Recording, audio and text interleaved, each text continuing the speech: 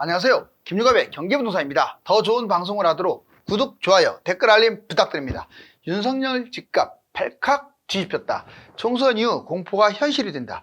부동산에 대하여 국토부 장관은 상당 기간 하향 안정화, 서울시장은 하향 갈 길이 멀다. 하는 총재는 집값 때문에 금리 늦춘다. 하나같이 집값을 잡겠다고 합니다. 윤석열 대통령은 23년 103 대책하고 24년 110 대책으로 부동산 부양책을 노골적으로 펼치고 있으며 실제로 폭락하던 집값이 상승 반전하기도 했습니다. 멀쩡하던 집값 흐름이 발칵 뒤집혔습니다. 유료 상담은 010-2616-6276 제가 직접 매수타임과 입지를 추천해드립니다. 지금 바로 전화 주십시오. 윤석열 집값 발칵 뒤집혔다. 자, 총선 이후에 공포가 현실이 된다. 지금 레이더망이 있죠. 부동산 레이더망이 있습니다. 자, 우리 대통령께서 어떤 정책을 썼길래 지금 난릴까요?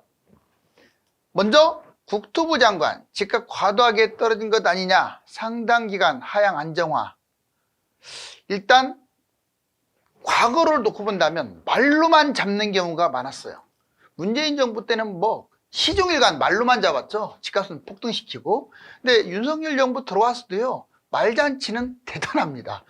볼까요? 국토부 장관 이제 신임이에요. 박상호. 자, 현재 2022년 고점 대비 85에서 90% 수준입니다. 그러니까 고점이 100이었다면 이제 10이나 15%밖에 안 빠졌다. 폭등락하기보다는 집값이 상당 기간 하향 안정화될 것으로 본다. 정부가 개입해가지고 부동산을 부추기지는 않을 것이다. 뭘 부동산을 부추기지는 않아요. 지금 부동산 부추기는 정책만 계속 쓰고 있는데. 서울시장. 자, 서울 집값 목표 설정. 하향 아직 갈 길이 멀다. 서울시장, 오세훈 서울시장은 진작부터 집값 잡겠다고 했어요. 짧은 기간에 집값이 너무 급등을 해버렸다. 그래서 집값은 더 떨어져야 공감을 하고요. 근데 메가시티 등 서울 발전과 집값은 별개의 문제라고 못을 박았습니다. 뭐 일령 타당합니다. 왜냐? 서울은 발전시켜야 하고, 그렇다고 또 부동산 문제 때문에 모든 걸 스톱할 수는 없기 때문에. 한국은행 총재, 집값 2015년 수준이 적당하다. 서울이 70% 폭락을 해야 돼요. 2015년까지 가면. 자, 기준금리 인하, 집값을 자극한다. 그래서 반년 동안은 쉽게 인하하기 어려울 것이다 라고 직접 말했습니다. 30% 이상 급락을 하면 위험 수준이다. 이 집값 떨어지는 것도 좋은데 갑자기 급락하게 되면, 그렇죠, 경제에 심각한 타격을 주겠죠. 그래서 속도가 중요하다. 이렇게 말로는 다 집값 하락을 원하는데 행실은 달라요. 2024년 22대 총선 전후, 그렇다면 여러분들 이제 많이 궁금해할 겁니다.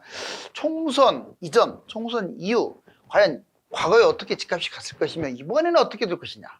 또 이 총선만이 중요한 게 아니라 여러 가지 주요 요소가 많은데 이런 것들이 복합적으로 어우러져서 어떻게 집값 흐름이 전개될 것이냐. 먼저 올해 집값 오를까 내릴까 총선 금리 따라 결정된다. 가장 중요한 두 가지를 찝으라면 총선하고 금리죠. 자, 먼저 총선 이전에, 2024년 총선 집값 이전에 2000년 16대부터 2020년 21대까지 총선 이전에는 보통 호재를 남발하는 경향이 있어서 상승을 했어요. 총선 이전에 지역별로 호재, 또 공약 이런 거 남발하잖아요. 그래서 여기저기 그 기대감으로 파는 사람보다 사는 사람이 더 많았다 이거죠. 자, 2024년 22대 총선 이제 얼마 안 남았죠. 자, 110 부양책을 썼어요. 이거 앞두고 벌써. 그리고 메가시티네 뭐네 지금 들쑤시고 있습니다. 지금 이건 여당만이 아니라 야당도 마찬가지예요. 지금 어떤 특정 상황이 아니라 다 정치인들이 집값 띄우기에 몰두하고 있다 이거죠. 총선 이전에.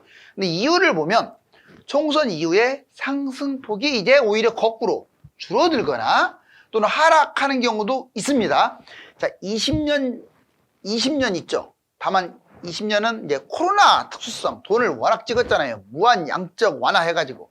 그래서 그때는 폭등을 했고, 전반적으로는 20년을 제외한 전반적으로 총선 이전에는 올라가고 이후에는 좀 떨어지는 그런 경향이 강했다. 호재에 대한 기대감이 줄어들고 공약에 실망해서 하락한 것도 있겠죠. 자, 2015년, 21년. 다만 이건 기억을 해야 돼요. 그럼 총선 끝나면 계속 떨어지나요? 이게 아니에요. 자, 특히 15년부터 21년이면 연속입니다. 7년 연속 여름만 되면 상승했어요. 냉정하게 말하면 상승이 아니라 폭등을 했어요. 여름에.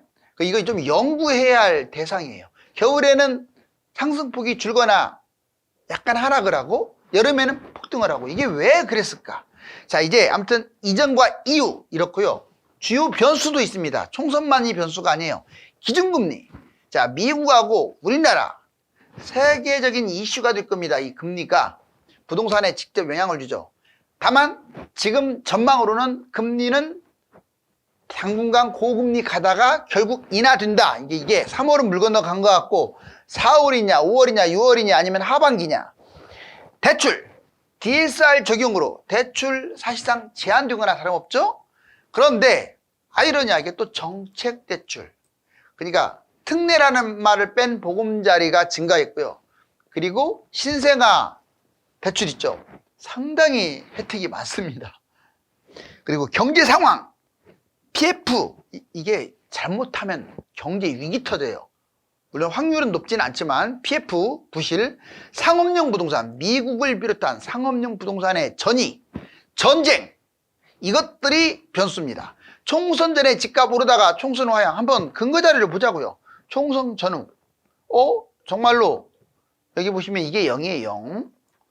보면 2000년 16대, 2004년 17대, 2008년 18대, 2012년 19대.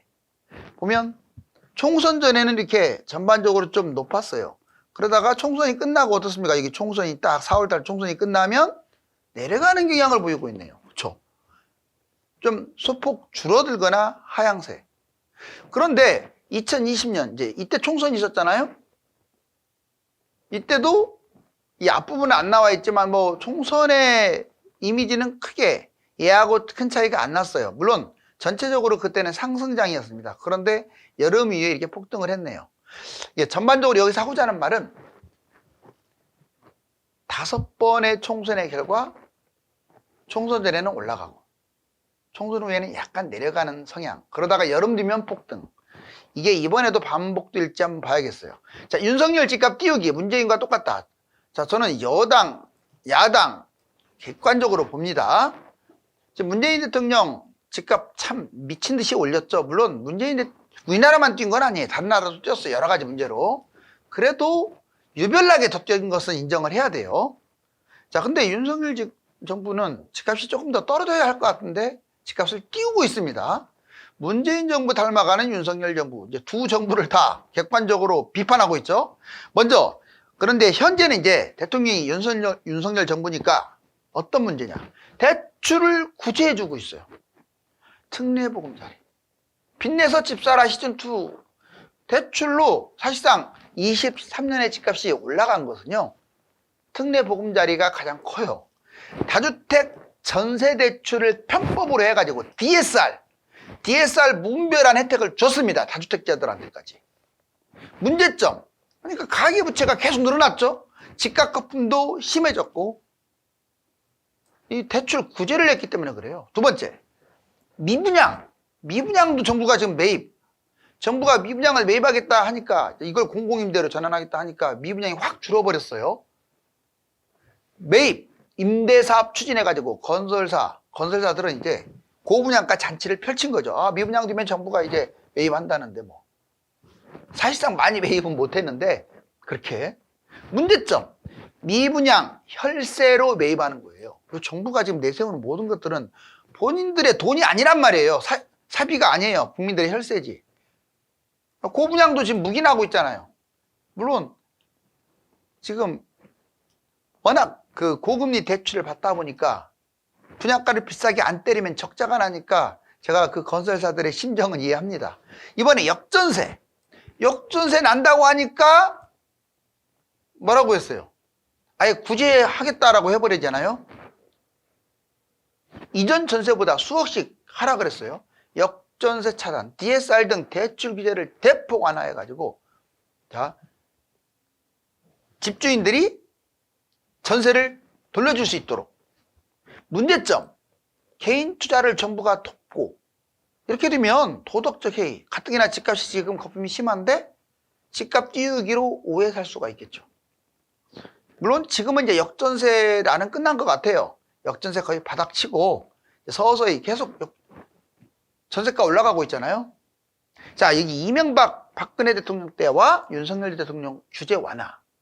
이명박 박근혜 대통령 때는 좀 이해 갑니다. 왜? 미국발 금융위기도 터지고 집값이 너무 폭락을 했었어요. 실제로 많이 폭락했어요. 2008년 강남 3구와 수도권 일부를 제외하고 투기과열 조정지역을 해제했고 2011년 그리고 이제 상당히 길게 했죠. 해제를. 강남 3구 제외 투기과열 지역 조정 해제. 2012년에는 마침내 강남 3구도 해제했죠. 그래서 강남 집값의 변곡점. 그러다 보니까 강남은 사실상 2012년 말부터 뛴 거예요. 2013년 미분양 신규 주택 외에 자 기존 주택 5년간 양도세 면제해버렸어요. 와. 그러니까 미분양 잡으면 무조건 양도세 면제입니다. 서울이 됐든 신도시가 됐든. 그래서 서울 집값이 상승으로 13년부터 전환된 거고 14년 주택담보대출 규제 완화 LTV 70%, DTI 60%, DSR은 전무. 서울 집값이 그래서 올라간 거예요. 분양권 프리미엄이 붙고 물론 경기도도 분당이라든가 과천이라든가 이렇게 핵심 지역들은 먼저 뛰었어요. 외곽이 19년, 20년에 뛰었지. 자, 그 다음에 윤석열 대통령 규제 완화 보세요. 22년 대구 대전 등 지방 일부 투기과열 조정 먼저 여기부터 해제하고 9월 달에는 세종시 제외해서 지방 전체 역시 해제했고 23년 1월 달 강남 3구하고 용산 지금까지도 지금 여기는 묶여 있어요. 강남 3구 용산을 제외하고 다 해제해버렸죠. 아파트 임대 허용하고 분양권 전매 미분양 정부 배입. 자 2023년 1월 3일 부동산 대책을 썼죠. 13대책이라고 하죠. 규제 완화입니다. 핵심이. 규제지역 해제, 전매 제한 완화, 분양가 기준 폐지, 청약 줍줍 완화 여러 가지. 2024년 얼마 전에 했던 1110 부동산 대책도 있죠. 바로 부양책을 쓴 건데 미분양, 신축주택 양도세 면제, 재건축, 재개발, 1기 신도시 규제 완화하고요. 3기 신도시 속도를 내겠다. 엄청 많죠? 그리고 서울 용산의 메가시티 그 프로젝트도 지금 가동하고 있고요. 윤석열 정부 집값 발칵 뒤집혔다. 결국은 윤석열 정부 좀 이해는 갑니다. 집값이 22년에 너무 이렇게 빨리 떨어졌거든요. 급락을 했거든요. 그런데 지금 제로에서 약간 내려가려고 하니까 또 부양책 쓰고 있어요. 그거는 좀 이해가 안 가는 부분. 규제 지역을 해제했다. 조정투기 지역 해제. 물론 이때는 이거 쓸만했습니다. 기압 정말 급수적으로 이렇게 하강했으니까. 분양가 상한제 해제, 신도시 외 분양가 자율. 그리고 중도금 대출 폐지, 대출 보증 가능 한도 폐지를 해버렸어요. 재건축 규제 철폐, 30년이면 다 착공할 수 있도록. 재개발도 대폭 완화, 속도감 있게. 다주택 혜택, 비아파트 주택수에서 제외하고, 특히 이제 신축 같은 경우, 또 다주택자 중과 폐지. 금리 대출 규제 완화, 사실상 이거는 이제 여기에 정책에는 안 들어가지만 기준금리 계속 동결했던 이유는 뭡니까? 집값 때문에 그런 거 아니에요? 특례 대출. 이번에는 이제 뭐 신생아 대출 또는 일반 보금자리 이런 식으로 변형됐죠? 자, 왜 매수자들이 집을 안 살까요? 집값 너무 비싸니까 그래요. 대출 제한이 확대됐죠. 일단 특례 보금자리 종료됐고 아직도 고금리고 DSR 가상금리도 적용되니까 매수 수요가 급감한 겁니다. 다만 이번에 신생아 대출이 엄청 몰렸죠. 경쟁률 치열하고 벌써 10%가 날아갔다고 할 정도니. 그리고 일반 보금자리도 지금 존속하고요. 경제 불안, 경제 침체 장기화, 경제 위기 대두, 세 가지 불안 요소, PF, 부채, 연체율 이런 거. 그래서 매수 심리가 악화됐죠. 이번에는 지표도 안 좋습니다. 거래량 지금 1000건. 자, 서울에 지속적으로 감소. 매물은 계속 늘어나고 있고 시세는 조금씩 하락하고 있고. 자, 집값 거품도 심하죠. PIR 거품이 아직도 2배가 넘고.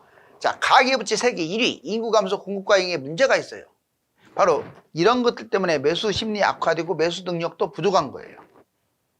부동산 반드시 알아야 할 세 가지. 여러분들이 상황 판단을 잘해야 돼, 이제는. 부동산 객관적 지표 판단. 항상 너무 우나 좌로 또는 폭등이나 폭락으로 치우치면 본인만 손해입니다. 본인만. 심리적 위안은 얻을지 몰라도 실질적으로 본인한테 도움이 안 될 수가 있어요. 그러니까 객관적으로. 먼저 부동산 객관적 지표를 판단해서 중립적 자세로 최대한 도로 임하세요. 집값 상승 진행, 겨울에 이제 2차 하락이 될 것이냐, 총선 때 어떻게 될 거냐, 관건이죠. 경제 위기 아니면, 이건 명심하세요. 경제 위기 아니면 대폭락은 없습니다. 22년 폭락은 워낙 급박하게 금리가 올랐기 때문에 그래요. 또 21년에 너무나 빨리 뛰어버렸기 때문에 그거에 대한 반작용으로도 폭락한 거예요. 그러니까 경제 위기 아니면 폭락은 쉽지 않아요. 자, 우상향입니다. 이번에 집은 폭등락의 역사가 아니에요. 폭등의 역사였어요. 지금까지 40년 동안. 제가 뭐 죽이는 게 아닙니다. 사실이 그러니까. 집값은 폭등의 역사고 인구 공급 문제로 문제가 있음에도 불구하고 상승을 했어요. 이게 지금 바로 집값 폭락에 영향을 주지 않습니다. 한 10년간은 크게 영향 주지 않을 것 같아요. 집을 판 사람이라든가 자본의 여유가 있는 사람이라든가 무주택자는 항상 내 집 마련에 신호등을 켜놓고 있어야 돼요. 아, 나 1년 있다 배수해야지, 2년 있다 배수해야지, 이런 생각을 가지면요 자본주의에서 뒤처집니다. 그 다음에 경제 위기가 와야 폭락한다는 거 잊지 마세요. 그리고 그래서 타이밍을 잘 잡으세요. 차별화, 이제는 모든 집이 뛰는 건 아니에요. 이제 서서히 차별화가 될 거예요. 자, 지역 유형에 따라 상승기간 폭이 달라지고 인구 감소, 공급 과잉으로 집값도 차별화. 서울 핵심 지역 제외해서 100% 입지 하락. 서울만 입지 상승이 계속 지속되는 거고, 또 경기도나 지방도 핵심 지역은 입지 상승이 되겠지만 대부분 지역들은 신도시가 남발되니까 상대적 입지 하락. 자, 미국 상업용 부동산 가격 지수 보세요. 이게 지금 2007년 8월 달 기준이 100이에요. 100. 154까지 갔다가 추락하는 거 보세요. 121까지. 너무 빠르지 않나요? 이렇게 추락을 해버리면 금융위기 터집니다. 잘못하면. 미국 사무실 또 공실률이 재택 문제 때문에 자 9.4에서 13.5로 엄청 늘어났어요. 그 속도가 빨라요 또. 그 다음에 미국 얘들이 상업용 부동산이 문제가 생기면 누가 부도가 나냐면 은행들이 부도가 나는 거예요. 특히 지방은행들. 자 미국 뉴욕 커뮤니티 은행 주가를 봤더니 보시면 지금 10.38 쭉 내려가는 거 보세요. 5.39까지 반토막 났네요. 하락폭도 막 37.6%, 11%, 5% 계속 지금 이렇게 추락을 하고 있는 모습. 역사 반복될까요? 자, 그러면 노무현 김대중 정부처럼 이렇게 진보, 문재인 정부 진보 때는 집값이 뛰고, 이명박 박근혜 정부 그 다음에 윤석열 정부처럼 보수가 정권 잡으면 집값이 떨어지고. 자, 우연의 일치일지 실제일지 또 지켜봐야겠어요. 자, 부동산이 이렇게 폭발하는 일이 없었으면 좋겠습니다. 부동산 정책은 거품이 심하면 거품이 꺼지게 놔둬야 하고, 가격이 지나치게 떨어졌으면 가격이 회복하도록 도와줘야 합니다. 지금이 부양책을 쓸 때일까요? 감사합니다.